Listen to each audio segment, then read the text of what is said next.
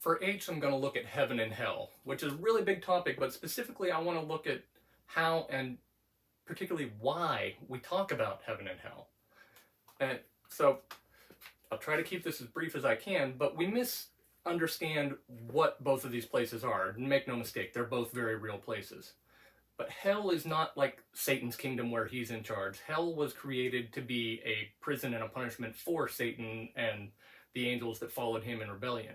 Hell is the logical outcome of that rebellion, that turning against God. It's pride and selfishness carried out to the nth degree, and inevitably that's pain and suffering and misery and torment and punishment.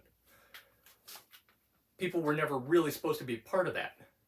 Heaven, on the other hand, is not all about, it's certainly not floating around on a cloud in a diaper playing a harp. I don't know anybody that wants that.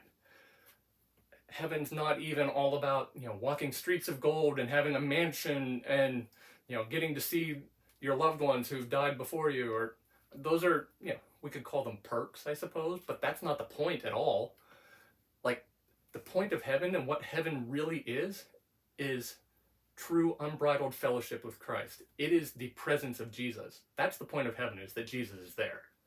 And we get to see him face to face, and we get to be like him, which we don't even fully understand what that means. All we know is how Paul describes it, like, you picture a seed that you plant, and then, the plant that becomes. Take a corn kernel and a living corn stalk, or an acorn to an oak tree. And that transformation, that radical difference is, these weak flesh bodies that get sick and wear out and die, they're nothing but the seed for whatever it is that, we're really meant to be. And that's what we will be with Christ for eternity. That's heaven. But again, these things were never in the Bible held out as, avoid this one, get this one, Jesus is your path from one to the other. It's Jesus was held out, the gospel is presented as the answer to this endless longing that is in every single one of us.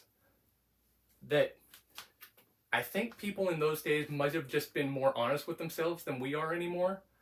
That, there was just this ache, this yearning for something more. There's always a craving for more.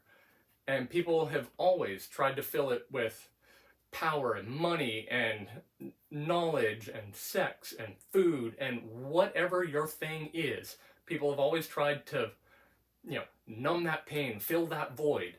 And no matter how much you get of money or power or whatever, you always want more of it. And that's what I see in Scripture, is Jesus is held out as he's the answer. All this stuff you've been chasing is a dead end. It's never going to get there. Stop chasing that. Jesus is the answer. And heaven is almost entirely presented to people who are already believers. And it's just the reason to endure, to keep going. Don't quit when it gets hard. I know you're going through rough times, but all that heaven has to offer, all that true fellowship face to face with Jesus will make all of this stuff that you're going through now pale in comparison. And the gospel has never been about, avoid hell, get heaven. The gospel is about going from death to life. It's about getting true life.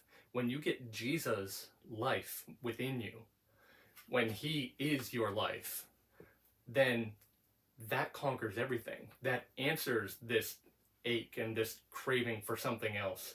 And it's a life that cannot be diminished by suffering, by the crap that goes wrong in this world, even by death itself. That life endures for all time. That is the gospel.